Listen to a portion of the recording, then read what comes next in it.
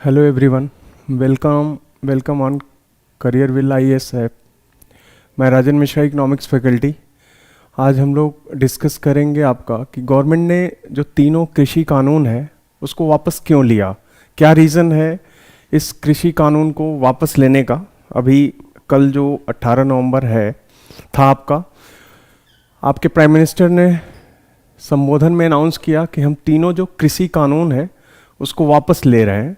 तो उसके रीज़न हम देखेंगे यहाँ पे आज कि क्या इकोनॉमिक और पॉलिटिकल जो रीज़न है आपके, बेसिकली हमारा यहाँ पे पॉलिटी एंड गवर्नेंस से रिलेशन होगा, ठीक है। आर्थिक और जो आपके पॉलिटी एंड गवर्नेंस का जो संबंध है इस बिल को वापस लेने का, उस पॉइंट ऑफ व्यू से हम यहाँ पे डिस्कशन करेंगे कि सरकार ने इसको क्यों वापस लिया।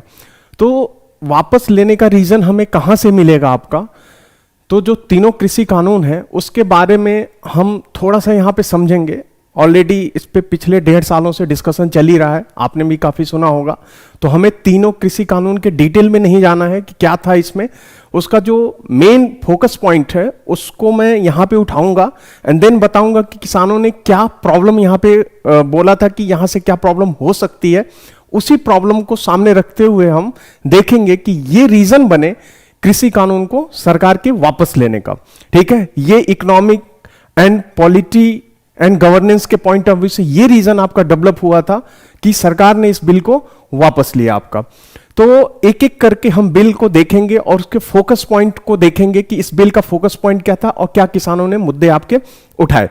तो हम आगे बढ़ते हैं। देखो, पहले तो ये कि ये जो कृषि कानून है क्यों लाया गया था, थोड़ा सा हम देख लें इसको, देन हम आते हैं एक एक जो कृषि कानून है उनकी क्रोनोलॉजी को देखते हुए, उसके मेन पॉइंट को देखते हुए, उन समस्याओं को देखते हुए हम रीजन को वहीं से ढूंढेंगे और पता करेंगे कि क्या कारण रहा कि सरकार ने इस बिल को वापस ले लिया आपका। तो अगर जो हम आगे बढ़ते हैं तो देखो, इस बिल को ले आने का जो सबसे बड़ा मकसद ये था कि ये कोई नया ऐसा कुछ नहीं था, सन 2000 से ही चल रहा था कि APMC का जो मार्केट है, एग्रीकल्चर प्रोड्यूस मार्केट कमेटी, ठीक है, APMC, इसमें रिफॉर्म किया जाए।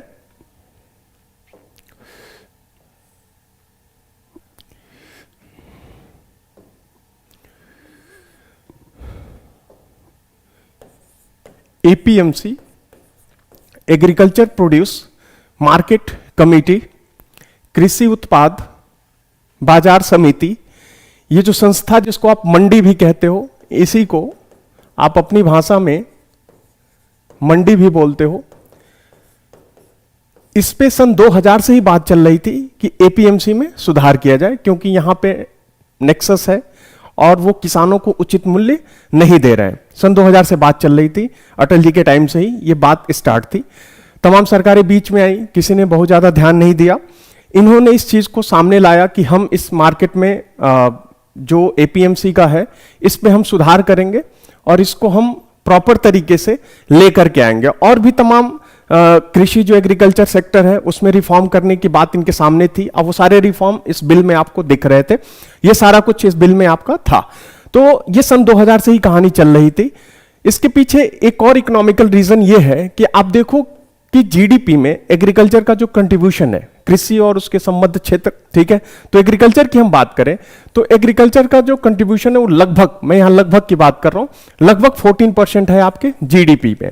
मतलब अगर जो देश का जो सकल घरेलू उत्पाद, ग्रॉस डोमेस्टिक प्रोडक्ट, मान लो कि 100 रुपया है, तो 100 रुपए में एग्रीकल्चर सेक्टर से कितना रुपए जा रहा था आपका, 14 रुपीज एग्रीकल्चर सेक्टर से आपका जा रहा था, ठीक है।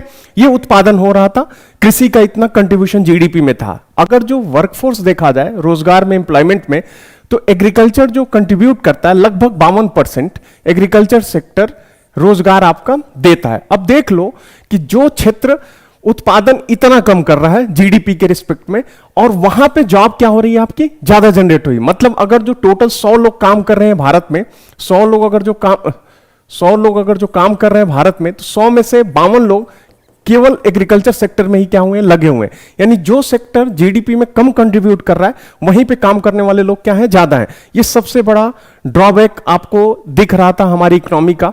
मतलब जहां से कंट्रीब्यूशन कम, जहां से उत्पादन कम, वहां पे काम करने वाले लोग ज्यादा।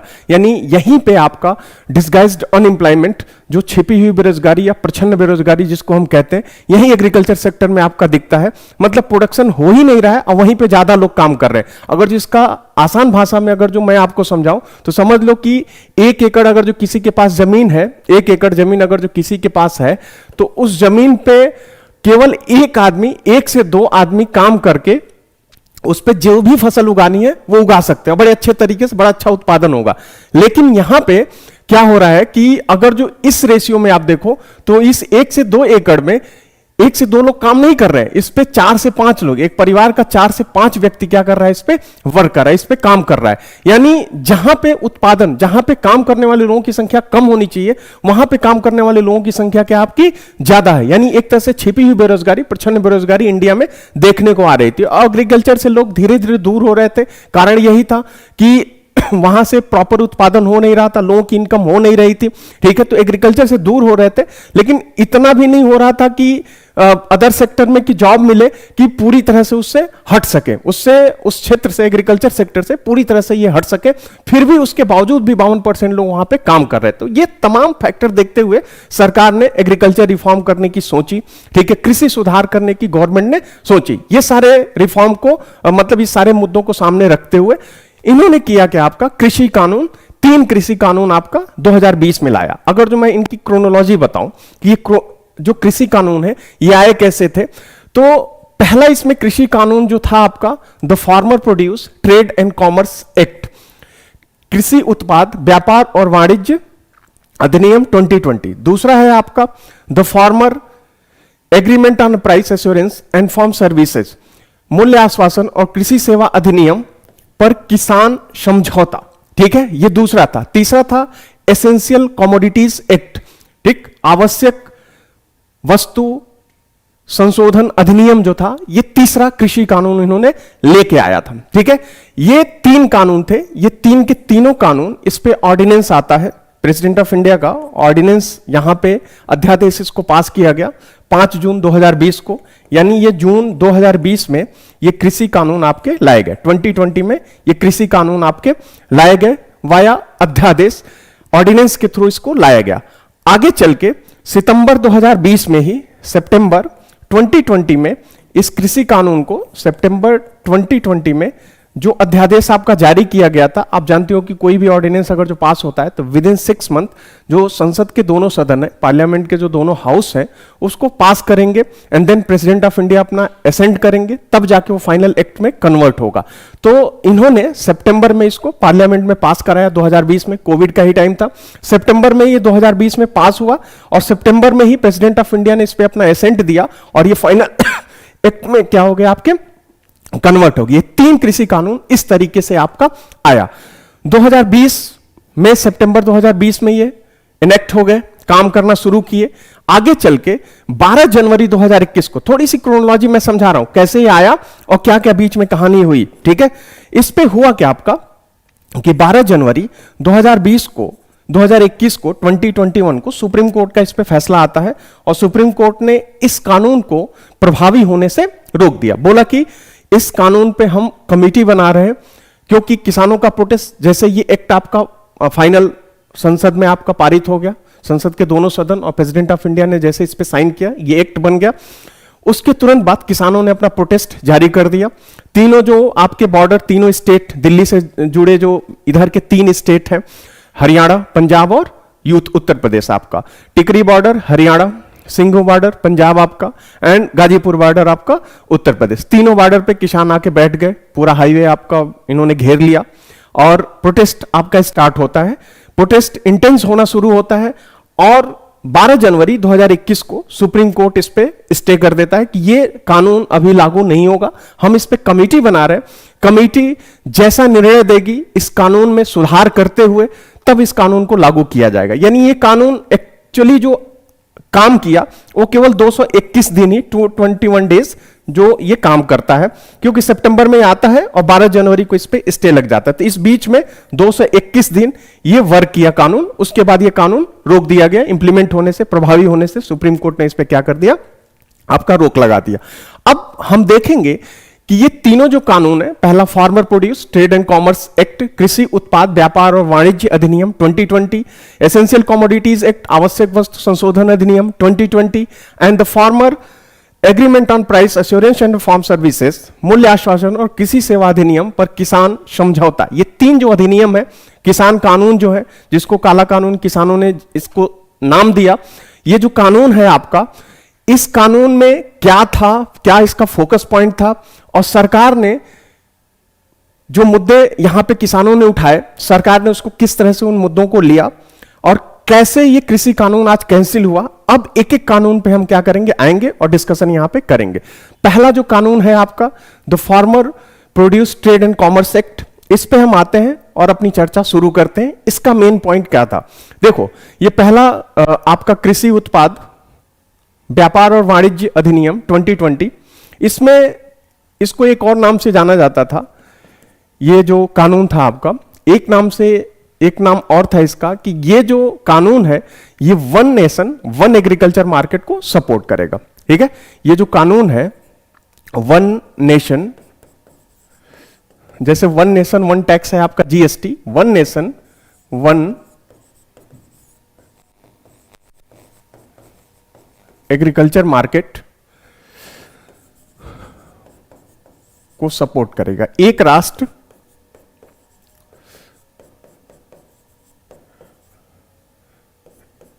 एक कृषि बाजार, एक राष्ट्र एक कृषि बाजार को ये सपोर्ट करेगा। One nation one agriculture market कैसे आपका, अब बता रहा हूं इसका फोकस पॉइंट क्या था, कि इस नियम में यह था कि जो किसान है वो एपीएमसी का जो मार्केट है, जिसको हम मंडी कहते हैं, मंडी के बाहर भी अपनी फसल को बेच सकते हैं। कैसे बेच सकते हैं, तो इसमें यह किया गया कि जैसे एपीएमसी आप मार्केट में आप अपना अनाज किसानों का खरीदने के लिए वहां पे जो इन्वेस्टमेंट करते हो, उसके लिए तमाम फॉर्मेलिटीज करनी पड़ती हैं। तो इसमें यह हुआ कि आप अपनी मंडी, एक आम आदमी भी मंडी ओपन कर सकता है अपने गांव में ही, उसके घर में मान लो कि 2 कमरे खाली हैं, ठीक है, बस उसी 2 कमरे को बेसिस बना के वो पैन कार्ड ले जाके अपना रजिस्ट्रेशन करवा लेगा और एक मंडी गांव में ही खुल जाएगी और उस गांव के जितने भी आपके किसान हैं उनके अनाज को वो खरीद सकता है। इस तरीके से मंडी जो है आपका वो ओपन कर दिया गया कि मंडी कोई भी आपका खोल सकता है और किसानों से अनाज आपका खरीद सकता है। यानी इस तरह से जो सरकारी मंडी एग्जिस्ट कर रही थी, इसके अलावा इसके बाहर मंडी की व्यवस्था इस अधिनियम में आपका किया गया और किसान वहां पे भी जाके अपने अनाज को बेच सकता है। पहला।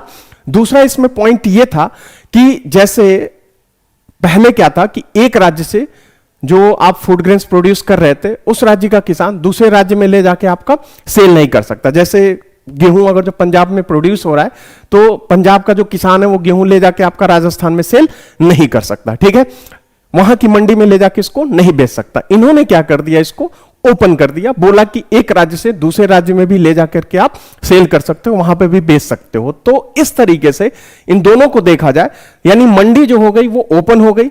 अब मंडी जहां पे जिस एरिया में, जैसे 25 से 30 किलोमीटर के एरिया में एक मंडी, सरकारी मंडी आपकी खुली है, तो उस सरकारी मंडी में किसान जाते थे, अनाज को बेचते थे। अभी क्या हुआ कि इसमें यह बोला गया कि आपके पास अपना अगर जो इंफ्रास्ट्रक्चर है, अवसंरचना है, तो आप अपनी मंडी खोलिए, बहुत ज्यादा फॉर्मेलिटी की जरूरत नहीं है, बस आपको पैन कार्ड देना है, आपकी मंडी ओपन हो जाएगी, वहां पे जाके किसान अपनी फसल को बेच सकता है।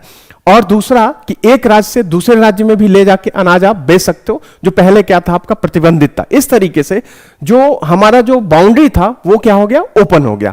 तो one nation one agriculture market इससे क्या हुआ, आपके सामने आया। तो यहां पे किसानों का यह मुद्दा था कि मंडी क्या हो गई, ओपन हो गई आपकी, one nation one agriculture market आ गया आपका। अब किसानों ने यहां पे मुद्दा यह उठाया कि जैसे ये मंडी आपकी खुलेगी, प्राइवेट इस तरह से मंडी जब आएंगी, तो पता नहीं ये किसानों को उनका जो प्रॉपर जो एमएसपी है, मिनिमम सपोर्ट प्राइस, जो सरकार आपके डिक्लेयर करती है, जो एमएसपी मिनिमम सपोर्ट प्राइस, न्यूनतम समर्थन मूल्य जो है, ये लोग देंगे कि नहीं देंगे। पहला तो इसी पे मुद्दा क्या हो गया, उठ गया कि न्यूनतम समर्थन मूल्य हमें ये हो सकता है कि न मिले। देखो मैं यहां पे आपका जो मेन पॉइंट है वो काउंट कराया कि मंडी ओपन कर दी गई, मंडी और भी खोली जा सकती थी। दूसरा, एक राज्य से दूसरे राज्य में ले जाके आप अनाज बेच सकते। तो इससे किसानों को फायदा क्या होता कि किसानों की जो इनकम थी वो बढ़ सकती थी, ठीक है। इनकम ऑफ फार्मर में इंक्रीज, किसानों की इनकम इससे बढ़ सकती थी और डैम श्योर था बढ़ना ही था, उसमें कोई संदेह की कोई बात ही नहीं थी, ठीक है, कि किसानों की इनकम इससे क्या होती है आपकी बढ़ती। Income of farmer will increase, इससे किसानों की आय आपकी बढ़ जाती। इससे फायदा यह था, कारण यह था कि जब मंडी आपकी ओपन हो रही है, अच्छा, इससे एक और फायदा होता, जो इन्फ्लेशन था फूड ग्रेन्स में, जो महंगाई थी वो भी क्या होती है आपकी कम होती।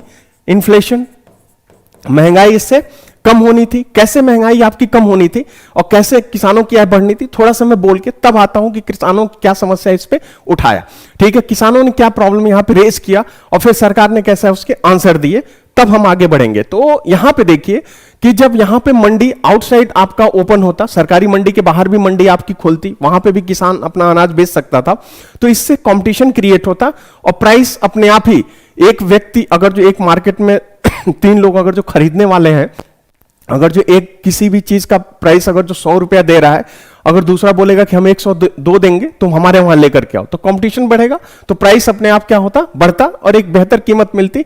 इससे किसानों की जो इनकम होती वो बढ़ती, ठीक है। Income of farmer will increase, किसानों की आय इससे बढ़ती। और इस अगर जो ये नियम लागू हो गया होता तो आपका दूसरा क्या था आपका कि इन्फ्लेशन, महंगाई पे इससे आपको नियंत्रण मिलता। कैसे कि जैसे गेहूं है, गेहूं आपके पंजाब में ज्यादा पैदा हो रहा है, तो जाहिर सी बात है कि कहीं पे किसी भी चीज की सप्लाई बढ़ती है तो उसका प्राइस अपने आप क्या होता है आपका कम होता है। जैसे आप कोचिंग ही मार्केट देख लो, पहले बहुत ज्यादा फीस हुआ करते थे, ऑनलाइन ऑफलाइन ही बहुत ज्यादा फीस होते थे, अब इतने कोचिंग खुल गए, इतने प्लेटफॉर्म आ गए कि कंपटीशन बढ़ा है, प्राइस अपने आप डाउन हो गया। तो पंजाब में अगर जो गेहूं उत्पादित हो रहा है, तो जो गेहूं वहां पे उत्पादित हो रहा है पंजाब में या हरियाणा जो क्षेत्र है, वहां पे सप्लाई ज्यादा है, प्राइस वैसे ही क्या होगा कम होगा। वहीं पे आपके राजस्थान में गेहूं का उत्पादन कम हो रहा है। अब जब वहां पे गेहूं का उत्पादन कम हो रहा है या कोई भी फसल वहां पे वैसे भी क्या होती है आपकी कम होती है, चाहे राइस हो चाहे वीट हो, आपका वहां पे उत्पादन कम होता है, तो जाहिर सी बात है वहां पे अगर जो उत्पादन कम होगा तो डिमांड तो वही है, सप्लाई है नहीं, अपने आप प्राइस क्या हो जाता, बढ़ जाता। वहां पे चीजें जो फूड ग्रेन्स हैं वो इन जनरल इस एरिया से क्या होता है आपका महंगा होता है। तो अगर जो मार्केट आपका ओपन है, यहां का किसान वहां ले जाके बेचता है, तो किसान को भी फायदा होगा, एक बेहतर प्राइस उसको मिलेगा। मान लो कि वहां पे कोई भी क्रॉप है, कोई भी फूड ग्रेन्स है, अगर जो राजस्थान में पहले से 25 रुपया केजी आपका बिक रहा है, 25 रुपया पर केजी बिक रहा है, और वही चीज आपके पंजाब में 15 रुपया पर केजी पे सेल हो रहा है, आपका 15 पर केजी पे आपके यहां पे, सॉरी कट रहा है इस किनारे पे, 15 पर केजी पे आपका सेल हो रहा है पंजाब में। तो अगर जो किसान ले जाके इसको राजस्थान में बेचता है तो नहीं 25, तो अगर जो 20 में बेचेगा तो भी तो उसको उससे बेहतर प्राइस मिला, जो उसको पंजाब से मिल रहा था वो उसको राजस्थान में क्या हो रहा है बेहतर प्राइस मिल रहा है। इसको जो अपने वहां वो 25 में खरीद रहा था वही चीज उसको क्या हो रही है राजस्थान में 20 रुपए में मिल रही।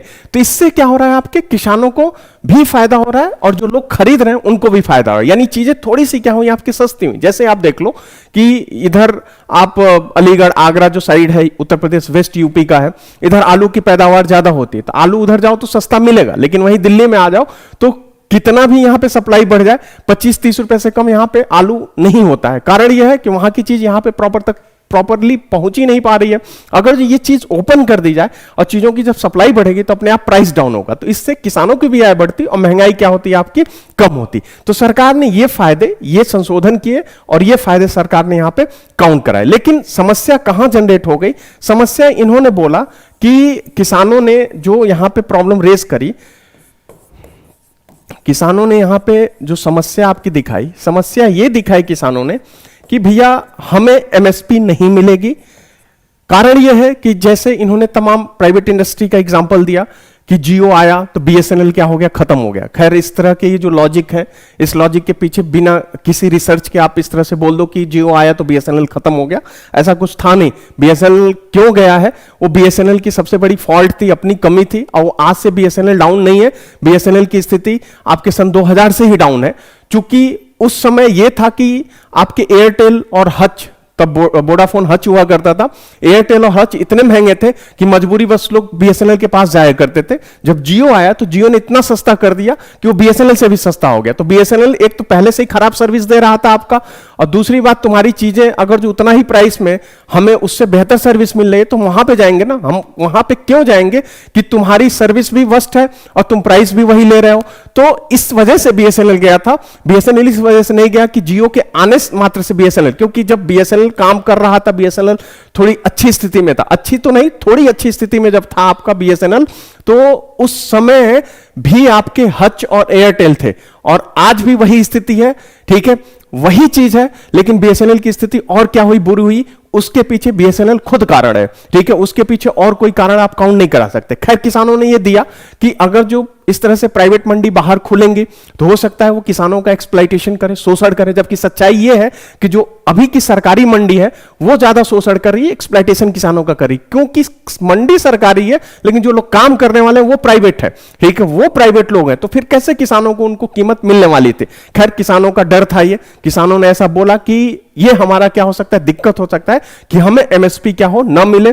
जो न्यूनतम समर्थन मूल्य है, मतलब ये वो मूल्य होता है, एमएसपी क्या होती है, न्यूनतम समर्थन मूल्य क्या होता है, ये वो मूल्य होता है जिस पर या इसके ऊपर ही आप किसानों से अनाज खरीद सकते हो। अगर सरकार ने डिक्लेयर किया कि गेहूं 1500 रुपया, मैं बस एग्जांपल ले रहा हूं, गेहूं 1500 रुपया पर क्विंटल आप किसानों से खरीदोगे तो कोई भी किसानों से 1500 रुपए से कम में नहीं खरीदेगा। यही न्यूनतम समर्थन मूल्य, या तो इस पर या इससे ऊपर क्या करेगा, वो परचेज करेगा। तो इस तरीके से सरकार एमएसपी डिक्लेयर करती। तो इन्होंने बोला कि ये जो एमएसपी सरकार डिक्लेयर करती ये तो वैसे भी हमें ढंग से नहीं मिलता है, क्योंकि इसमें भी लोग प्रॉपर तरीके से हमें वो मूल्य नहीं देते हैं। जब ये प्राइवेट मंडी आएगी तो हमारा शोषण करेगी, हमें तब भी नहीं मिलेगा। ठीक है, तो इन्होंने एमएसपी वाला मुद्दा यहां पे क्या कर दिया, आपका रेज कर दिया। तो यहां पे मिनिमम सपोर्ट प्राइस वाली दिक्कत क्या हुई आई, पहले एक्ट में इन्होंने इस चीज को बोला। और दूसरा ये बोला कि ये मंडी धीरे धीरे क्या हो जाएंगी, आपकी खत्म हो जाएंगी। किसानों ने दूसरा मुद्दा यहां पे ये उठाया कि पहले तो एमएसपी नहीं मिलेगी, और दूसरा ये होगा कि मंडी विल डिस्ट्रॉय। ठीक है, ये जो मंडी है, मंडी विल डिस्ट्रॉय।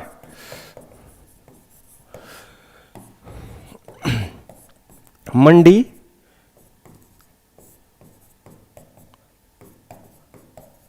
खत्म हो जाएगी, ये दूसरा इन्होंने उठाया। ठीक है, और ये दूसरे एक दूसरे से लिंक भी कर दिया। किसानों ने बोला कि जब ये खत्म होगी तो फिर प्राइवेट वाले हमें उतना मूल्य नहीं देंगे आपका। सरकार ने बोला, यहां पे सरकार ने तुरंत समस्या का समाधान, सोल्यूशन गवर्नमेंट ने यहां पे दिया। आपका सोल्यूशन जो समाधान सरकार ने ये दिया, बोला कि भाई हम मंडी को खत्म नहीं कर रहे हैं, और नहीं तो हम एक्स्ट्रा जो फंड है वो भी मंडी के लिए क्या कर रहे हैं, अलॉट कर रहे हैं। एक्स्ट्रा जो फंड हो सकता है, निधि जो हो सकती है, एक्स्ट्रा फंड जो अन्य जो हो सकता है, जितना फंड जाता है आपके एपीएमसी को, उससे ज्यादा हम फंड क्या कर रहे हैं, एपीएमसी को यहां पे दे रहे हैं। ठीक है, एक्स्ट्रा निधि हम इनको अलॉट कर रहे हैं, और इसको हम मंडी को और क्या करेंगे, मजबूत करेंगे। सरकार ने तुरंत इसका क्या किया, आपका सॉल्यूशन दिया।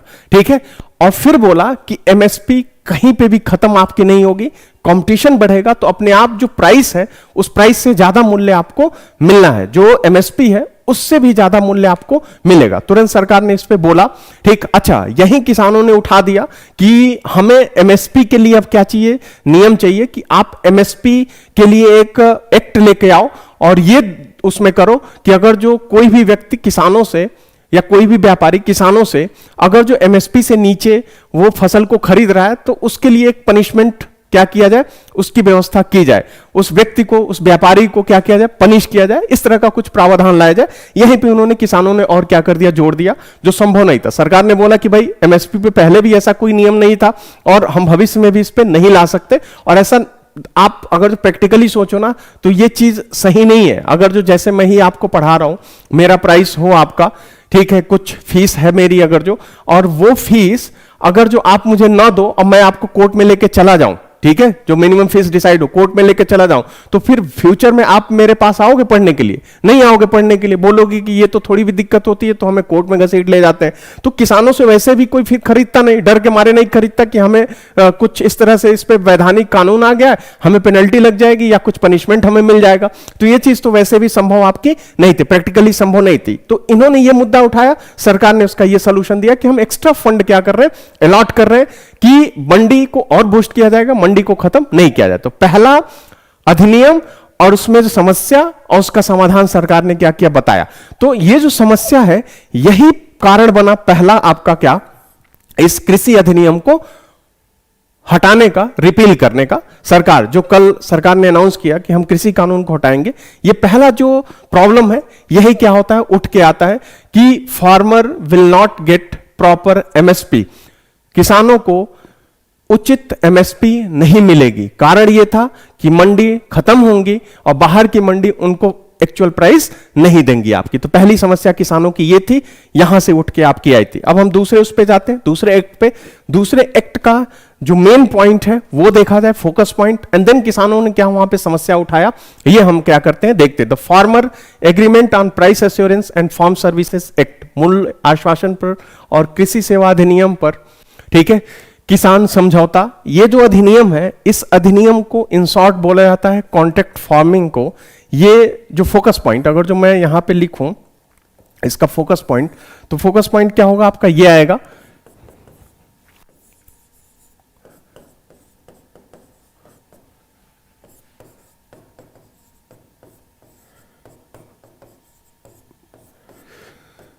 फोकस पॉइंट इसका ये आएगा कि कॉन्ट्रैक्ट फार्मिंग,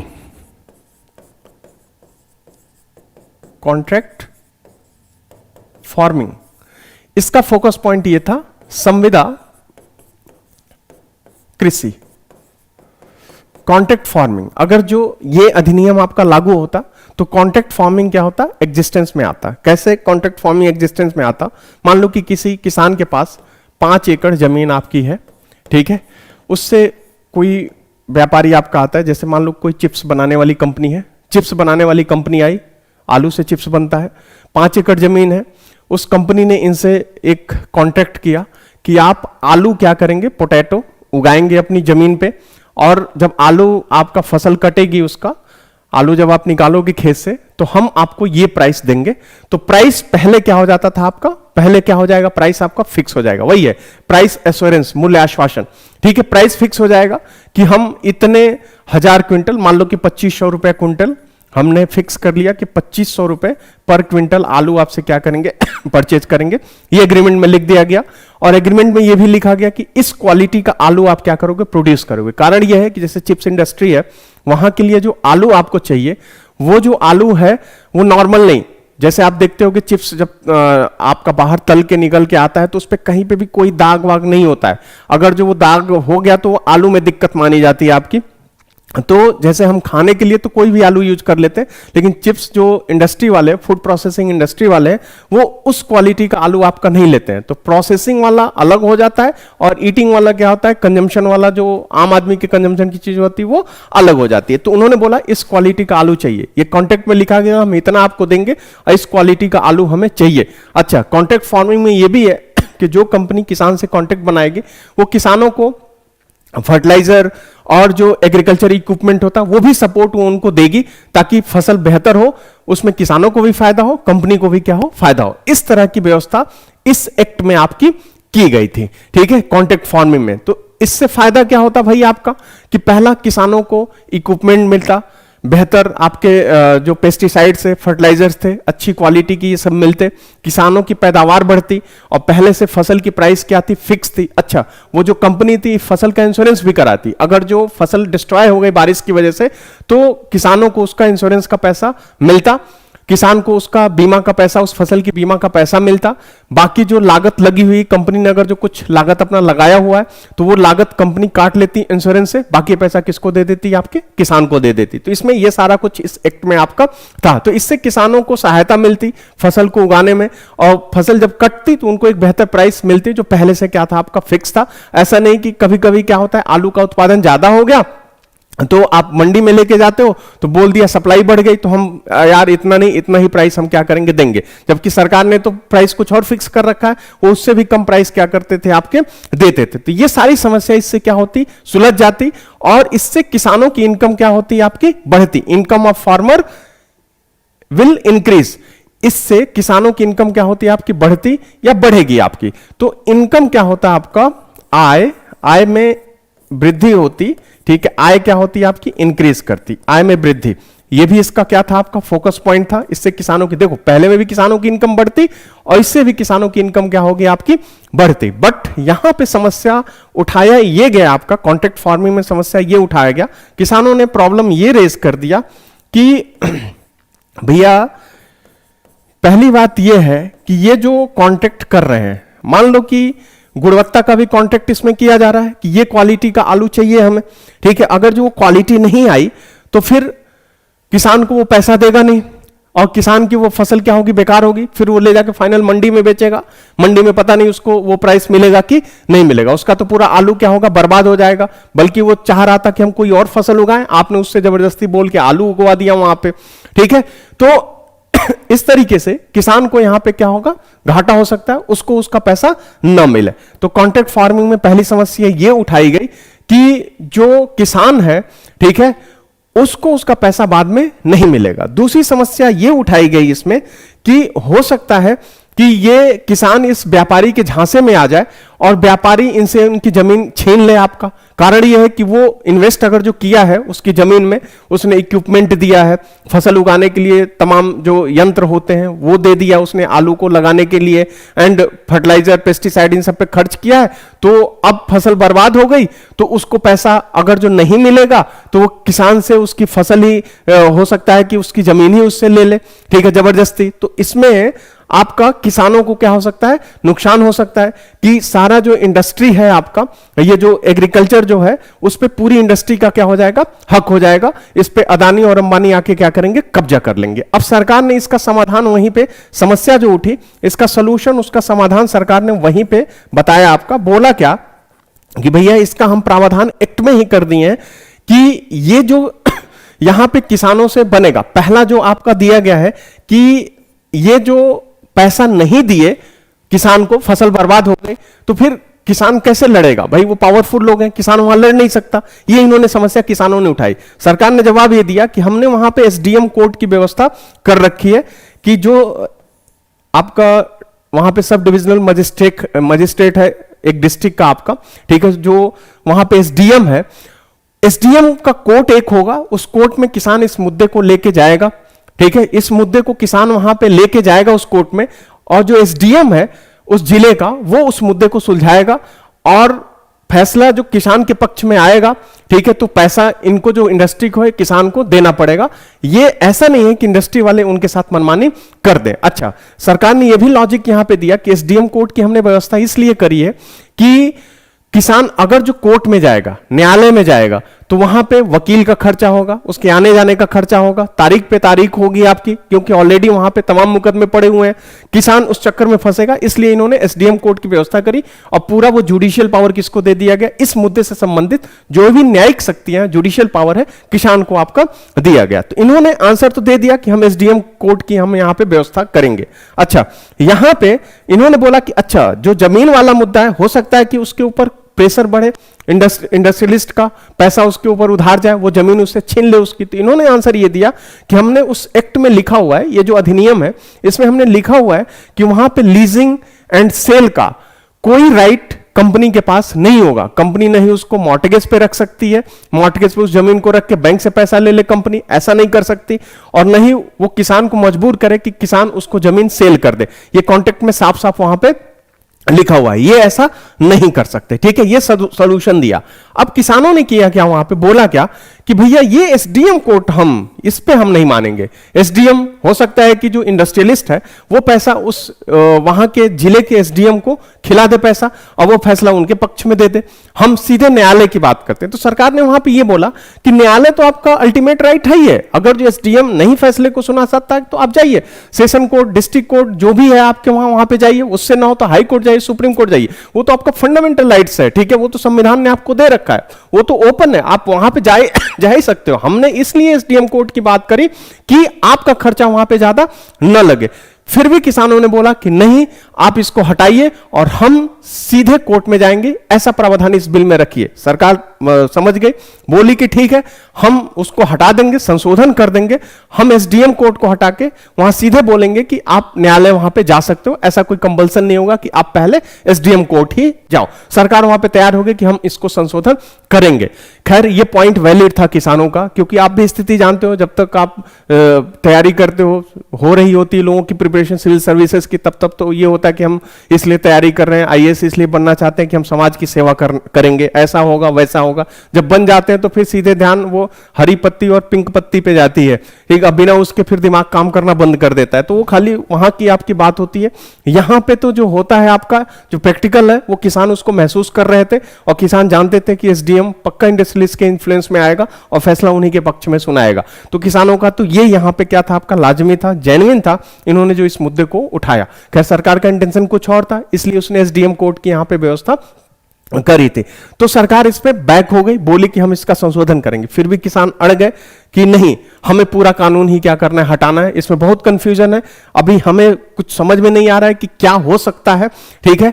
इसलिए ये सारे कानून को हटाइए, क्योंकि एक बार संदेह जब उठ जाता है, कहीं पे कंफ्यूजन हो जाता है किसी पॉइंट पे, तो फिर इंटेंशन, आपके अच्छे भी इंटेंशन पे लोग क्वेश्चन मार्क लगाना शुरू कर देते हैं। किसानों ने बोला कि नहीं, एसडीएम कोड सबसे बड़ा मुद्दा है, हो सकता है कि और भी हिडन प्रॉब्लम हो इसमें, हमें ना समझ में आ रहा हो, भविष्य में हमारे लिए क्या हो जाए, दिक्कत हो जाए, प्रॉब्लम हमारे लिए जनरेट होके आ जाए। तो यहां पे दूसरा रीजन ये होता है क्या आपका, कि एसडीएम कोड, ठीक। पहला रीजन हमने जो देखा, वहां पे किसानों को उनके फसल का उचित एमएसपी, प्रॉपर एमएसपी नहीं मिलती। दूसरा रीजन यहां पे दिखा आपका क्या, कि एसडीएम कोर्ट, और तीसरा रीजन ये दिखा कि they may lose their agriculture land, जो किसान है वो अपने कृषि भूमि को खो सकते हैं। कारण क्या है कि यहां पे कॉन्ट्रैक्ट हुआ, अगर जो किसानों के ऊपर पैसा ज्यादा आ गया तो वो कहेगा कि आप जमीन हमारे नाम कर दो, हम आपकी जमीन ले रहे हैं, इस तरह से प्रिसाइज करके उससे उसकी जमीन ले सकता है। तो तीन रीजन आपको यहां पे दिख गया अभी तक। अब हम आएंगे अगले इस पे। अगला ये है आपका एसेंशियल कमोडिटीज एक्ट आपका, ठीक है, आवश्यक वस्तु संशोधन अधिनियम 2020, ये तीसरा कानून था आपका। इसका जो फोकस पॉइंट ये था, फोकस पॉइंट अगर जो हम देखें केंद्र बिंदु देखा जाए फोकस पॉइंट, तो इसका ये था इसमें कि जो प्रोसेसर एंड एक्सपोर्टर जो होते हैं, एग्रीकल्चर जो प्रोड्यूस होता है कृषि उत्पाद, उसको प्रोसेस करने वाले, जैसे आलू से चिप्स बना के सेल करने वाले हैं आपके, ठीक है, तो प्रोसेसर बोले जाएंगे। एंड एक्सपोर्टर, जैसे चावल है, चावल एक्सपोर्ट करने वाले लोग हैं, ठीक है। तो प्रोसेसर एंड एक्सपोर्टर से जो स्टॉक वाला लिमिट था, ठीक है, stock limit will be removed, ठीक है, stock limit from processor and from processor and exporter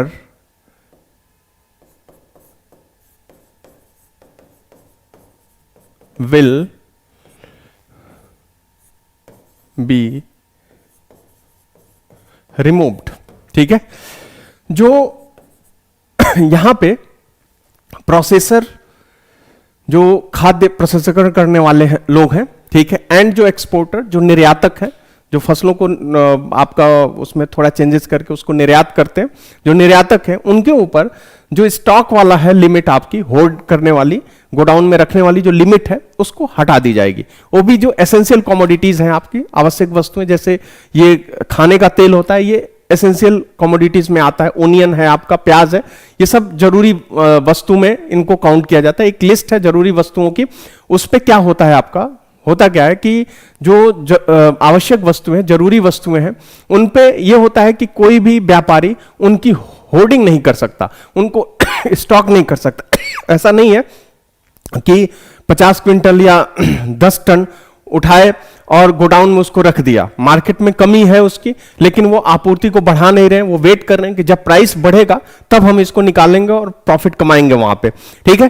तो इस पे क्या होता है, इन वस्तुओं पे सरकार कहती है, पहले नियम ये था कि आप इसको जरूरत से ज्यादा स्टॉक नहीं कर सकते, इसको आप अपने गोडाउन में नहीं रख सकते। सरकार ने पहले से इस पर रूल बना रखा था, वो तो जो था सरकार ने उसको हटा दिया, लेकिन बोला क्या कि केवल जो प्रोसेसर है, खाद्य प्रसंस्करण जो है, प्रसंस्करण करने वाले एंड जो निर्यातक हैं, केवल उन्हीं के ऊपर से ये लिमिट क्या होगी, हटाई जाएगी।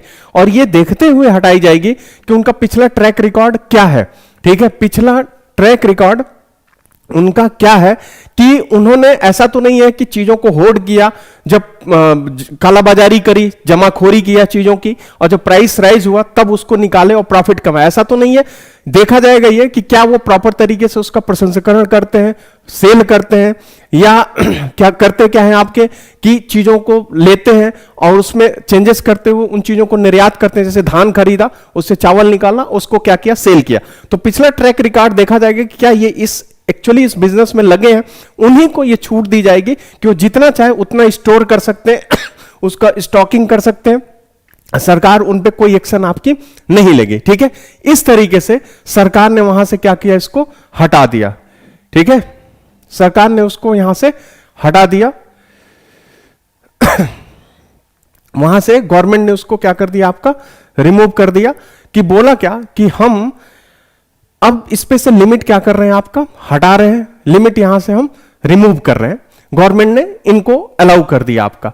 अब यहां पे किसानों ने मुद्दा ये उठाया कि देखो, जब तक किसान है भाई, अपने खेतों में काम कर रहा है, अपनी फसल को निकाल के बेच रहा है, ठीक है, आप उसको किसान, आपने उसके ऊपर मुहर लगा दिया, आपने उसको फार्मर बोला, लेकिन वही किसान एक आम आदमी की भी तरह काम करता है। जब वो मार्केट में जाता है तो वो अदर चीजों को भी खरीदता है। जैसे हर किसान तो दाल प्रोड्यूस करता नहीं है, कुछ किसान गेहूं चावल, कुछ किसान दाल प्रोड्यूस कर रहे हैं। तो अब गेहूं चावल प्रोड्यूस करने वाला जो किसान है, उत्पादित करने वाला किसान है, वो मार्केट में जाएगा तो दाल की तो जरूरत उसको उसकी लाइफ में पड़ी है। ठीक है, आपको उसको प्याज खरीदना, क्योंकि वो प्याज तो उत्पादित नहीं कर रहा है, तो ये मार्केट से ही वो खरीद के लेके आएगा।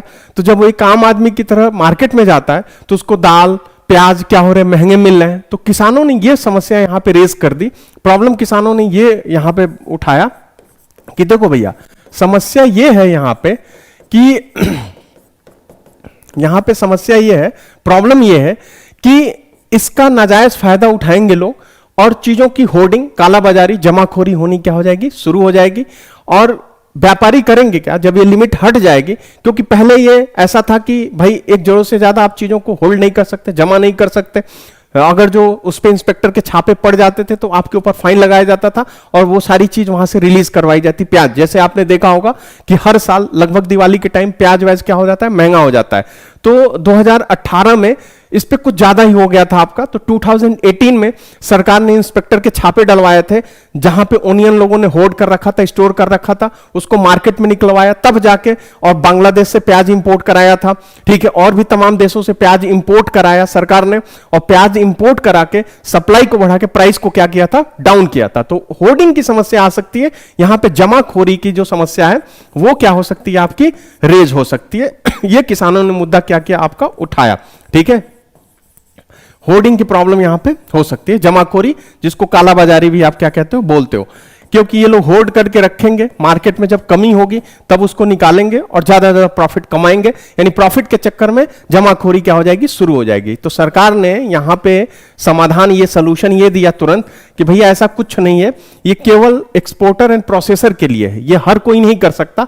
वो प्रोसेसर, वो एक्सपोर्टर जो कंटिन्यूअस पिछले 2 से 3 सालों में इस बिजनेस में लगे हुए हैं, वो प्रॉपर तरीके से एक्सपोर्ट कर रहे हैं, ठीक है, उन चीजों को प्रोसेस कर रहे हैं, लेकर के खाद्य प्रसंस्करण हो रहा है। जैसे आलू लिया तो चिप्स बना रहे हैं, ऐसा नहीं कि उसको होल्ड करके आलू चिप्स के नाम पे लिया, होल्ड किया, और फिर जब आलू महंगा हुआ तो उसको मार्केट में निकाल के सेल किया और अच्छे प्रॉफिट कमाए। तो ये पूरा रिकॉर्ड देख के ही उनको ये अलाउ किया जा रहा है। लेकिन कभी अकाल और सूखा की स्थिति हो जाए, फेमाइन या ड्रॉट हिटिंग हो जाए आपकी, तो उस स्थिति में इनको भी अलाउ नहीं है कि ये ज्यादा से ज्यादा चीजों को स्टॉक करें, ये तुरंत मार्केट में वहां पे क्या करेंगे, निकालेंगे। ठीक है, तो ये जो चीज है ये केवल इनको अलाउ है, वो भी कंडीशन ये है कि इनके ट्रैक रिकॉर्ड को देख के अलाउ किया जाएगा। इन कंडीशन ऑफ ड्रॉट हिटिंग, सूखा की स्थिति में एंड फेमाइन की स्थिति में, अकाल की स्थिति में आपको क्या करना होगा, ये जो नियम है, जो एसेंशियल कमोडिटीज एक्ट जो पुराना वाला है उसको फिर से वापस लिया जाएगा और इसको तुरंत नलीफाई कर दिया जाएगा उस कुछ टाइम के लिए, कि ये जो संशोधन इसमें किया गया ये तुरंत खत्म हो जाएगा और जो पुराना अधिनियम आ जाएगा कि ये जो एडिबल ऑयल है, खाने के तेल है, ओनियन है, ठीक है, इनको आप बहुत ज्यादा स्टोर, पल्स है, दाल है, इसको बहुत ज्यादा स्टोर नहीं कर सकते, इसको मार्केट में क्या करना होगा, आपको निकालना होगा। तुरंत सोल्यूशन सरकार ने इसका बताया कि यह प्रावधान इस अधिनियम में है, लेकिन किसान मानने को तैयार नहीं। अच्छा, सरकार ने इसलिए इसको किया था कि जब चीजें एक्सपोर्ट होंगी, दुनिया के मार्केट में जाएंगी, भाई अगर जो गेहूं जो पंजाब का है राजस्थान में जा रहा है तो यहां पे उसको बढ़िया प्राइस, मैंने एग्जांपल दिया, मिल जाएगा, लेकिन अगर चीज ये विदेशों में जाएगी तो और बेहतर प्राइस मिलेगा। यानी एक बेटर प्राइस रियलाइजेशन किसानों को होगा, एक बेहतर मूल्य या उचित मूल्य उनकी फसलों को मिलेगा, इससे किसानों की इनकम बढ़ेगी। आपने तीनों लॉ में देखा, तीनों लॉ कहीं ना कहीं किसानों की इनकम को क्या कर रहे हैं, दोगुना कर रहे हैं, उनको करने में ये मदद कर रहे हैं। तीन के तीनों कानून आपके, जहां जहां मैंने जो जो पॉइंट आपका रखा, तो खैर यहां पे सरकार ने जो लॉजिक दिया, किसान फिर इस पे अड़ गए, बोले कि नहीं, हो सकता है कि इसकी मनमानी हो जाए, जो आपके गवर्नमेंट ऑफिसर है वही इन लोगों के साथ मिल जाए और ट्रैक रिकॉर्ड तो हमारे सामने आएगा नहीं, वो अपने में समझ के और उनको अलाउ कर दे, हमारे लिए समस्या यहां पे जनरेट हो सकती है। ठीक है, तो किसान भी यहां पे अड़ गए, भले ही सरकार ने सोल्यूशन दिया लेकिन वो लोग नहीं माने, बोले कि पता नहीं क्या हो सकता है, किसी भी चीज का रिजल्ट कुछ भी हो सकता है, हमें उसके बारे में कुछ पता नहीं है। तो किसान यहां पे इन चीजों को एक्सेप्ट नहीं किया और एक समस्या ये भी आ गई यहां पे। तीसरी जो प्रॉब्लम थी, चौथी जो प्रॉब्लम थी, वो क्या हो गई, जमाखोरी की। पहली जो प्रॉब्लम मैंने बताया एमएसपी की, एमएसपी नहीं मिलेगी उनको, क्यों, क्योंकि मंडी क्या हो जाएंगे, डिस्ट्रॉय हो जाएंगे। दूसरा जो समस्या, दूसरा और तीसरा प्रॉब्लम क्या मिला, दूसरे अधिनियम में मिला क्या, कि किसानों की जमीन इंडस्ट्रियलिस्ट हड़प लेंगे, क्योंकि उनके ऊपर उनका कर्जा चढ़ जाएगा, फिर वो क्या करेंगे, उनसे ले लेंगे। तीसरी समस्या एसडीएम कोड था, एसडीएम कोड हो सकता है कि पार्शियल हो जाए, बायस हो जाए इंडस्ट्रियलिस्ट के तरफ, वो पैसा उनको खिला दे और किसानों को उनका न्याय न मिले, एसडीएम कोड। चौथी समस्या हो गई आपकी कालाबाजारी एंड होर्डिंग, चौथा रीजन हो गया इस बिल को जाने का। लेकिन खैर इन चारों समस्याओं के जो भी मैंने आपको काउंट कराया, सबका सोल्यूशन सरकार ने दिया, लेकिन किसान उसको नहीं सुने। यानी इन सबका रिजल्ट यही होता कि government was not able to convince farmer, सरकार किसानों को समझाने में सफल नहीं रही ये सारी समस्याओं को, इसीलिए इस बिल को क्या करना पड़ा, आपका हटाना पड़ा। क्योंकि भाई आप अगर उनको समझा नहीं सकते, जिसके लिए आप ये कर रहे हो, ये चीज अगर जो मैं आपको पढ़ा रहा हूं और आपको मैं ये चीज समझा ना पाऊं तो फिर मेरा कोई मतलब नहीं रह जाएगा। मैं आपको जो टॉपिक पढ़ा रहा हूं वो टॉपिक ना पढ़ा पाऊं, भले ही वो कितना बढ़िया टॉपिक हो आपका, कितना भी अच्छा कंसेप्ट मैं उसमें लेकर के आऊं और वो चीज आपको समझ में ना आए तो आपको वो बेकार हो जाएगा आपके लिए। तो सेम चीज यहां पे उठ के आई कि किसानों को कन्विंस नहीं कर पाए और ये पूरा का पूरा जो बिल था ये सब एक डस्टबिन में क्या हो गया, कन्वर्ट हो गया, आपका सब क्या हो गया, बर्बाद हो गया। समस्या तो उठा, लेकिन सबसे बड़ी समस्या ये किसानों को कन्विंस नहीं कर पाए। ये खुद एक्सेप्ट कर रहे हैं कि हम किसानों को समझा नहीं पाए, लेकिन आपने समझाने के लिए किया भी तो क्या नहीं किया, आपने उनको नहीं समझाया। अब भाई कैसे उनको समझ में आई चीजें, वो इतने बड़े इकोनॉमिस्ट तो है नहीं, इन सारी चीजों को समझ जाए और फ्यूचर के बारे में इतना उनके पास सोचने का भी नहीं है, क्योंकि उनके पास इतनी हाई फाई डिग्री तो है नहीं। अब आपको उनको उन्हीं की भाषा में समझाना होगा, तभी चीजें उनके समझ में आपकी आएंगी। तो ये चार रीजन, और पांचवा सबसे बड़ा reason, government was not able to convince the farmer, सरकार किसानों को समझाने में सफल नहीं रही आपकी। तो ये पांचवा रीजन आपका बन के आया। छठा रीजन जो यहां पे बन के आता है, सिक्स्थ, वो है इंटरनल सिक्योरिटी, आंतरिक सुरक्षा। इनके सामने बहुत बड़ी समस्या आनी शुरू हो गई थी इंटरनल सिक्योरिटी की, आंतरिक सुरक्षा की। कारण ये था कि जब ये किसानों का प्रोटेस्ट आपका स्टार्ट हुआ, किसानों का जब आंदोलन ये शुरू हुआ, आपका प्रोटेस्ट किसानों का जब स्टार्ट हुआ, तो इसमें जो खलिस्तानी ग्रुप था वो फिर से रीएक्टिवेट हो गया, फिर से उसने काम करना शुरू कर। काफी सालों तक वो लोग बंद रहे, ठीक है, लेकिन इधर फिर से वो एक्टिव हो गए थे। इसी आंदोलन की आड़ में तमाम जो खलिस्तानी थे इस आंदोलन में शामिल हो गए आपके। और अब ये चीज, अब इंटरनल रिपोर्ट इनकी आनी ये शुरू हो गई थी कि ब्लास्ट या दंगा कभी भी आपका हो सकता है। और इसका एक एग्जांपल आपने देखा था, किसी सिख भाई को एक निहंग ने क्या कर दिया था, आपका काट उल्टा लटका दिया था आपका। तो वो चीज देखने को आई थी। तो इंटरनल सिक्योरिटी इनके लिए बहुत बड़ी समस्या उठ के यहां पे आ रही थी, ये बहुत बड़ी समस्या यहां पे थी। अगला जो था वो border issue, Pakistan and China के साथ आप उलझे हुए, इन दोनों ने आपको उलझा रखा है, पाकिस्तान और चीन ने।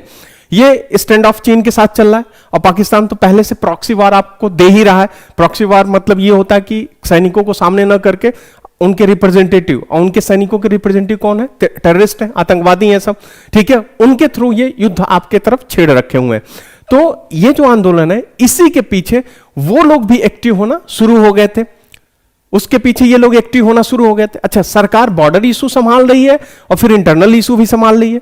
ये जो था खालिस्तानियों की वजह से इंटरनल सिक्योरिटी की प्रॉब्लम रेज हो रही है, और ओपन तो बॉर्डर इशू प्रॉब्लम आपका था ही था। अच्छा, जो सिख कम्युनिटी है उनके अंदर एक रिसेंटमेंट डेवलप आपका हो रहा था बीजेपी के लिए। अब इस समय की सरकार बॉर्डर पे क्या है आपके, इन दोनों देशों को फेस कर रही है आपके। तो अब यहां पे देश की बात ये आ रही थी, अगर जो आप याद करिए हिस्ट्री को यहां पे लेके आइए, 1857 का जो विद्रोह हुआ था, 1857 का म्यूटनी, सिपाही म्यूटनी जो था, वहां पे आपने पढ़ा होगा, उसके इतने इंटेंस होने के पीछे रीजन ये था कि जो सैनिकों ने विद्रोह किया था उस समय, रीजन ये था क्यों सैनिक विद्रोह किए थे, क्योंकि सैनिक किसी न किसी उस समय कृषक फैमिली से ही बिलोंग करता था। मेजॉरिटी ऑफ जो आपके सोल्जर्स थे, सैनिक थे आपके, और सैनिकों ने 1857 में विद्रोह किया था। तो हुआ क्या था कि भाई किसानों को उस समय ब्रिटिश गवर्नमेंट ने टॉर्चर किया था, किसानों को टॉर्चर किया था, और हर किसान फैमिली का एक बंदा कहां पे था? आपके सैनिक में था। तो सैनिकों को तो परेशान किया ही किया, उनके परिवार को भी परेशान कर रहे थे। अब दोनों वजह से ये जो 1857 की क्रांति क्या हुई थी, रेज हुई थी। तो सरकार को कहीं डर था कि उसी वजह से कहीं हमारी जो आर्मी में, खैर हमारा जो आर्मी है इतना प्रोफेशनल है, इन चीजों को आज के टाइम में इन चीजों को अलग करके, ठीक है, देश की बात अलग है, आंतरिक जो पॉलिटिकल जो इश्यूज हैं वो अलग है, दोनों को अलग करके वो लोग देखते हैं, उनके पर तो कोई क्वेश्चन मार्क नहीं उठाया जा सकता। लेकिन सरकार को यह डर था कि कहीं वहां पे दिक्कत ना हो जाए, हम बाहर से लड़ रहे हैं और उनकी फैमिली यहां पे क्या कर रही है, प्रॉब्लम फेस कर रही है, तो ये रिसेंटमेंट कहीं और आगे बढ़ ना जाए। तो इसकी वजह से सरकार ने इस बिल को क्या कर लिया, आपका वापस ले लिया। तो ये जो मुख्य मुद्दे थे आपके, पहला तो पहले के शुरू के 4 के 5 मैंने जो मुद्दे आपको गिनाए वो तो बिल में ही छुपे थे, और उसकी वजह से प्रोटेस्ट जब स्टार्ट हुआ तो प्रोटेस्ट की वजह से ये 2 रीजन आपके सामने एक्स्ट्रा उठ के आते हैं। इसकी वजह से सरकार ने इस बिल को क्या किया, आपका वापस लिया। इसे इन्होंने क्या किया, आपका वापस किया। अब इस बिल पे जो वापस लिया गया है इस बिल का, इसका लाभ और हानि क्या होगा, प्रोज एंड कॉन्स क्या होगा? तो इसका प्रोज तो कम है, लाभ तो कम है, हानि इस बिल की वापस लेने की क्या है, आपकी ज्यादा है। तो इसलिए पहले मैं कॉन्स को डिस्कस करूं। अगर जो मैं हानि को यहां पे लिखूं हानि, और यहां पे मैं लाभ लिखूं, लाभ इस बिल को वापस लेने का लाभ जो प्रोज है, पहला जो हानि ये होगा कि target to double the income of farmer will be hurt. ठीक है, किसानों की आय को दोगुना करने का लक्ष्य जो बना रखा है इन्होंने, उसको बहुत बड़ा झटका, उसको बहुत बड़ा नुकसान लगेगा। ठीक है, तो किसानों की इनकम जो डबल है करने की इन्होंने 2022 में लक्ष्य रखा हुआ है, उसको बहुत बड़ा झटका लगने वाला है। क्योंकि जो तीनों बिल हैं आपके, 3 के तीनों बिल वो कहीं ना कहीं ये सपोर्ट कर रहे थे आपके कि किसानों की इनकम क्या होगी, आपकी बढ़ेगी। यानी to double farmer income will be hurt. ठीक है, जो किसानों की आय दोगुना करने का जो लक्ष्य है, किसानों की आय दोगुना करने के लक्ष्य को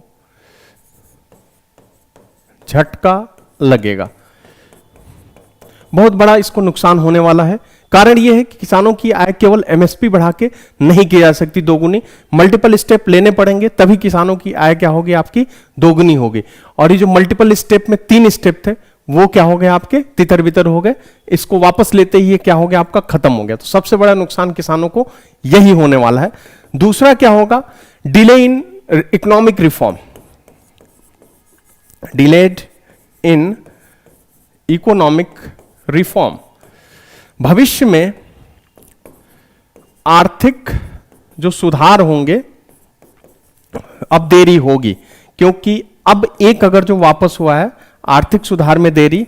अब सरकार डरेगी कोई भी इकोनॉमिक रिफॉर्म लेने से, क्योंकि उसको पता है कि प्रोटेस्ट भी क्या होंगे, इंटेंस होने वाले हैं, और हमारा जो इमेज है वो क्या होगा, आपका खराब होगा। ठीक, तो अब जो आर्थिक सुधार है उसकी गति क्या होगी, धीमी होगी, उसमें क्या होगी, आपकी देरी होगी। प्रोटेस्ट विल इंक्रीज, इतना तय है कि आंदोलन आपके बढ़ेंगे, भविष्य में आंदोलन बढ़ेंगे, और वो कहीं ना कहीं इकोनॉमिक वो हर्ट करेंगे, आपकी अर्थव्यवस्था को कहीं ना कहीं वो क्या करेंगे, निगेटिवली अफेक्ट करेंगे। क्योंकि कुछ ग्रुप जो है अब वो बहुत तेजी से एक्टिव होंगे कि हमने, ये किसानों ने अगर जो 1 साल तक ये प्रोटेस्ट किया, लगभग 1 साल तो हो ही गया अब इनका, 1 साल प्रोटेस्ट किया और सरकार झुकी, वापस ले ली। हम भी प्रोटेस्ट करते हैं और इस बिल, हमारे जो संबंधित बिल हैं उनको हम क्या करेंगे, वापस कराएंगे। तो आंदोलन बढ़ने की अब संभावना क्या होगी आपकी, और बढ़ने वाली है। और कोई भी आंदोलन हो वो इकोनॉमिकली हर्ट तो करता ही करता है। सड़क जाम करोगे, ठीक है, सवारियों की, गाड़ियों की आवाजाही बंद होगी, लोगों की नौकरी जाएगी, लोगों का जो स्टैंडर्ड ऑफ लिविंग है वो गिरता है, इंडस्ट्री भी बंद होती है, क्योंकि जब वहां पे लोग नहीं पहुंचेंगे तो इंडस्ट्री वो चलेगी कैसे। तो 3 मेन रीजन यहां पे उठ के आ रहे हैं, 3 मेन यहां पे हानियां हैं कि भैया क्या क्या होने वाला है, कि किसानों की जो आय दोगुनी होने वाली थी वो भी खत्म, अब जो भी आर्थिक सुधार होंगे उसमें डिले आपका दिखना ही दिखना है आपका, एंड जो आंदोलन है वो क्या होगा, आपका बढ़ेगा। एंड जो सरकार सोच रही थी कि हम महंगाई को कंट्रोल करें, क्योंकि महंगाई देखो, सब्सिडी देकर के हर जगह, आर्थिक सहायता देकर के सरकार महंगाई को नहीं कम कर सकती, क्योंकि वो कब तक करोगे। आज देख ही लो, डीजल पेट्रोल पे एक समय था इतनी सब्सिडी दी गई, बॉन्ड, ऑयल बॉन्ड आपके जारी किए गए, सरकार ने कर्ज ले लेके वो बॉन्ड जारी किया और लोगों को सस्ते में डीजल पेट्रोल दिया आपका, उसका खामियाजा हमें कभी ना कभी भुगतना पड़ता है। हम उसको कर के रूप में, टैक्स के रूप में चुकाते हैं, क्योंकि पैसा कहां से जाएगा, ठीक है, पैसा तो भाई आप ही को देना है, चाहे अभी दीजिए चाहे बाद में दीजिए। तो सब्सिडी से काम नहीं चलने वाला था। आप प्रोडक्शन को बढ़ा के ही फूड ग्रेन्स या जो आपके एसेंशियल जो कमोडिटी है, जो खाने में यूज करते हो, एडिबल ऑयल, पल्स जो है, ठीक है, तेल जो है खाने वाले, एंड दाल जो है, इनके प्राइस तभी कम होंगे जब इनका उत्पादन बढ़ेगा। और उत्पादन तभी हो सकता है, जो दूसरा एक्ट था आपका कॉन्ट्रैक्ट फार्मिंग, उसकी वजह से उत्पादन बढ़ता, जरूर बढ़ता, क्योंकि किसानों की इनकम बढ़ेगी तो और उत्पादन करेंगे, उनका मन लगेगा। दूसरी बात यह कि उनको तमाम सपोर्ट मिल रहे थे ना, इक्विपमेंट, फर्टिलाइजर सब कंपनी वाले दे रहे थे, वो अपने हिसाब से क्या करें, आपका उत्पादन करें। तो इन्फ्लेशन में इंक्रीज, ठीक है, जो आपकी महंगाई है वो भविष्य में बढ़ सकती है। कारण यह है कि अब ये जब हर्ट होगा, ठीक है, तो प्रोडक्शन आपका डाउन होना ही होना है। प्रोडक्शन जो आपका जिस लेवल पे था, आपकी पॉपुलेशन तो बढ़ रही है, अब प्रोडक्शन बढ़ेगा नहीं, पॉपुलेशन बढ़ रही है, तो जाहिर सी बात है दिक्कत आनी है, सप्लाई हो नहीं रही है, डिमांड आपकी बढ़ेगी, तो महंगाई क्या है आपकी, बढ़नी है। तो प्रोडक्शन भी क्या होगा, आपका हर्ट होगा, और जिसकी वजह से इन्फ्लेशन आपके सामने रेज होकर के आ सकता है। तो ये कौन से हैं, कमियां हैं। अगर जो हम प्रोज देखें, फायदे अगर जो हम देखें यहां पे, तो फायदा बस आपको एक ही दिख रहा है कि democratic value will be strengthen, ठीक है, democratic value will be strengthened।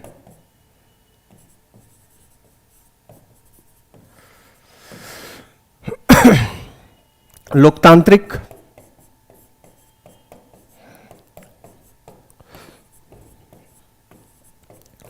मूल्यों में मजबूती आएगी।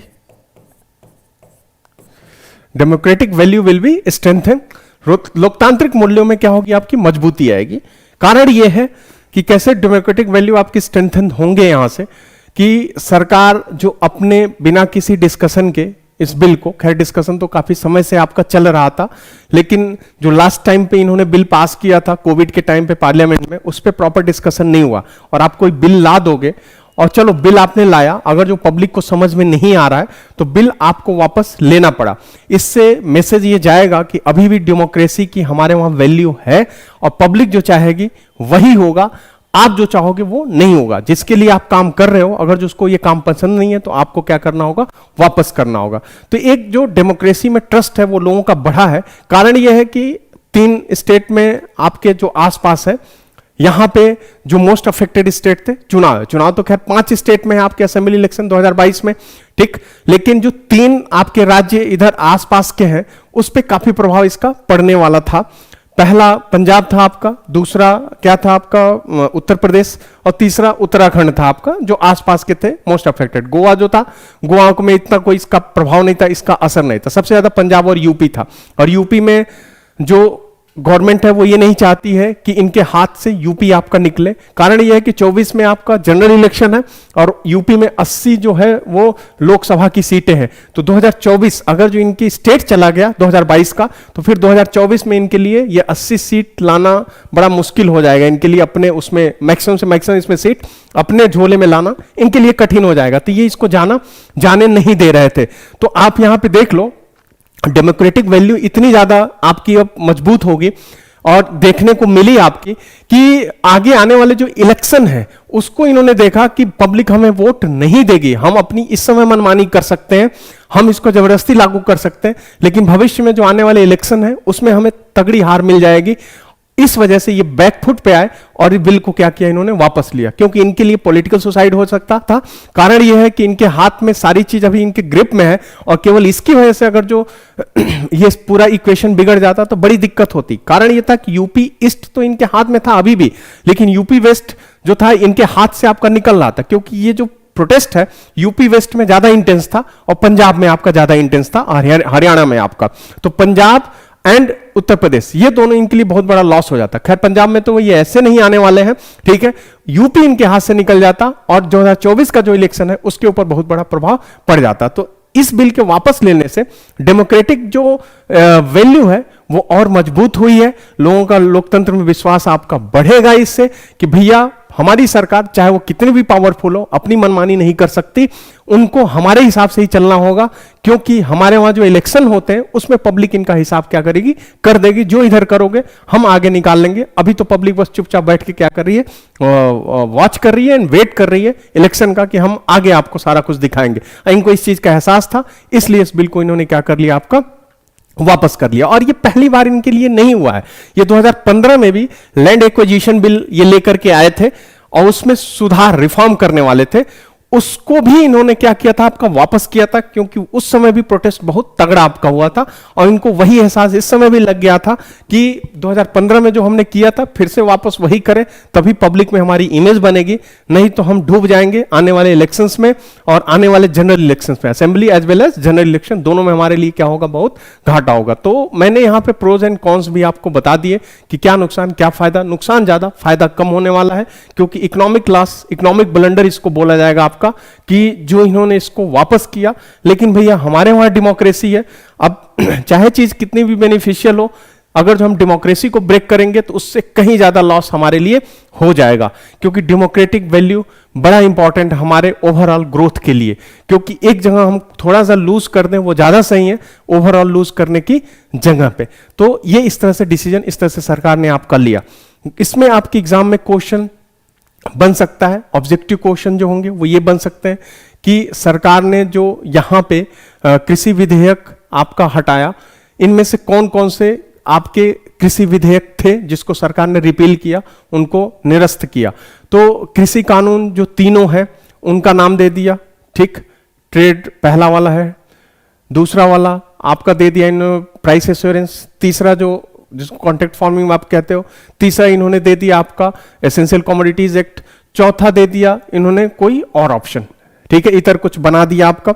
एंड देन उसके बाद ऑप्शन बनाए only first second and third, first second third and fourth, इस तरह से ऑप्शन बनाया। तो ध्यान रहे कि ये कृषि विधेयक तीनों आपको एक बार देखे रहिए ताकि याद रहे, क्योंकि नाम बड़े लंबे हैं, पूरी तरह से याद नहीं होगा, एक दो पॉइंट होंगे तो आपको याद आ जाएंगे कि ये इन्होंने क्या किया था, आपका रिपील किया था, ठीक है। ये एक आपका बनाया था। मेंस में आपके क्वेश्चन यहां से ये बन सकते हैं कि ये जो आपका कृषि विधेयक है जो रिपील किया गया है आपका, ठीक है, तो इस पे आपका बन सकता है कि प्रोटेस्ट किस तरह से आपके आर्थिक सुधारों को, इकोनॉमिक रिफॉर्म को डिले करेंगे, इस पे आप लिखिए। या ऐसा पूछ सकता है कि क्या आंदोलन कृषि एक आर्थिक सुधारों में देरी कर रहे हैं। उसके बाद इन्होंने फिर लिखा आगे कि critically examine the repeal of farmer act, ठीक है, या फार्मर लॉ। आप इस चीज का आलोचनात्मक विश्लेषण करिए कि जो इन्होंने कृषि कानूनों को निरस्त किया है, ठीक है, उस चीज का आपको क्या करना है, आलोचनात्मक यहां पे विश्लेषण करना है, ठीक है। Critically examine the repeal of the farmers law, ठीक है। किसी कानून के निरस्त होने का आलोचनात्मक आप व्याख्या करिए और उसके साथ ये भी बताइए कि क्या आंदोलन आर्थिक जो सुधार है उसको डिले कर रहे हैं, उसको देरी कर रहे हैं, ये क्या ये सही है। तो इन चीजों के साथ इन दोनों को मिलाकर आपको आंसर लिखना होगा मेंस में। तो mains as well as prelims इस तरह से क्वेश्चन यहां पे फ्रेम हो सकते हैं। इंटरव्यू में भी पूछा जा सकता है कि सरकार ने कृषि विधेयक को या कृषि कानून को क्यों वापस लिया, इसको आप बताइए। तो इंटरव्यू में भी क्वेश्चन बन सकता है। तो आप जो रीजन है उस रीजन को इन शॉर्ट वहां पे काउंट कराएंगे, 4-5 रीजन, ठीक है, और 2 एक्स्ट्रा रीजन जो मैंने पिछले उसमें आपका काउंट कराया था वो आपका होगा, एंड देन आपका आंसर वहां पे पूरा हो जाएगा। तो ये आपका पूरा का पूरा कृषि कानून और कैसे इस कानून को सरकार ने हटाया, कैसे इसको निरस्त किया। अब बात आती है how to repeal a law. यहां पे बात आती है कि किसी भी कानून को कैसे सरकार आपकी हटा सकती है। तो इसके लिए जो प्रावधान है वो संविधान के अनुच्छेद आर्टिकल 245 में आपका है, ठीक है, कि सरकार किसी भी विधेयक को, किसी भी एक्ट को, किसी भी अधिनियम को सरकार संविधान के अनुच्छेद 245 के तहत हटा सकती है। तो रिपील का जो तौर तरीका है वो किसमें मेंशन है, तो संविधान के अनुच्छेद 245। तो इसको भी याद रखिएगा कि रिपील के बारे में, किसी भी कानून के निरस्त के बारे में, चूंकि हाईलाइट होकर आया तो यहां से क्वेश्चन आपका बन सकता है। संविधान कॉन्स्टिट्यूशन ऑफ इंडिया के किस आर्टिकल में, तो आर्टिकल 245 में इसके बारे में लिखा गया, अनुच्छेद 245 में इसके बारे में आपका लिखा गया है, ठीक है। और इस अनुच्छेद का पहला प्रयोग 1950 में किया गया था, पंडित नेहरू ने किया था आपका, और लगभग 72 उस समय 72 जो एक्ट थे वो हटाए गए। कुछ ब्रिटिशर्स के टाइम में थे, कुछ आजादी के बाद के भी थे, उन सबको हटाया गया था। 72 ऐसे इरेशनल, ठीक है, लॉ थे, कानून थे, उनको हटाया गया। अभी रिसेंटली इसका इस्तेमाल किया गया 2019 में सरकार ने 2019 में इनकम टैक्स से भी कुछ लॉ थे, इरेशनल कुछ लॉज थे आपके, लगभग 58 के करीब 58 इरेशनल जो एक्ट थे उसको सरकार ने रिपील किया, उसको हटाया, ठीक है। तो कौन सा संविधान का आर्टिकल इन्होंने यूज किया, आर्टिकल 245 यूज किया। तो जैसे ये कृषि कानून है, इसको हटाने के 2 तरीके, या तो ये ऑर्डिनेंस लेके आ जाए, ठीक है, ऑर्डिनेंस लेके आ जाए, आपके president of India ordinance pass कर दें कि हम इसको रिपील करते हैं, और 6 महीने के अंदर संसद के दोनों सदन उसको पास कर देंगे, और फिर प्रेसिडेंट ऑफ इंडिया अपना साइन कर देंगे, वो फाइनल हो जाएगा। तो पहला तरीका आपका क्या है, ऑर्डिनेंस है, ठीक है। दूसरा तरीका क्या हो सकता है आपका, कि ये इन तीनों बिल को लेकर के एक बिल लाया जाए रिपील का, और विंटर जो सेशन है, बोला इन्होंने कि हम विंटर सेशन में इसको रिपील कर देंगे, निरस्त कर देंगे। विंटर सेशन में संसद के जो दोनों सदन है वो पास करें, देन उसके बाद उस रिपील एक्ट पे प्रेसिडेंट ऑफ इंडिया क्या करें, साइन करें, और अपने आप ही ये तीनों कानून क्या होंगे, निरस्त हो जाएंगे। तो जिस तरह से ये लाया गया था उसी तरीके से इसको निरस्त किया जाएगा। तो निरस्त के लिए भी एक विधेयक आएगा, उस पर प्रेसिडेंट ऑफ इंडिया साइन करेंगे, वो एक्ट में कन्वर्ट होगा। तो दोनों रास्ते, किस आर्टिकल में इसके बारे में जिक्र है, तो आर्टिकल 245 में इसका जिक्र किया गया। तो economic as well as political view दोनों मैंने यहां पे डिस्कस किया, और कैसे ये हटेगा सब कुछ मैंने आपको यहां पे बताया। तो आज के लिए इस टॉपिक में इतना ही, ठीक है, कि कैसे निरस्त हुआ, क्या हुआ, और निरस्तीकरण का सारा कुछ मैंने यहां पे आपको रीजन, कारण बताया। और सबसे बड़ा कारण तो यही है, चौधरी चुनाव सिंह, चुनाव सबसे बड़ा रीजन है। ये लास्ट में मैं बोल रहा हूं, इसकी वजह से ये क्या हो रहा जा रहा है, क्योंकि ये हटता नहीं तो इनके लिए पॉलिटिकल सुसाइड आपका हो जाता। तो थैंक यू, आज के लिए बस इतना ही।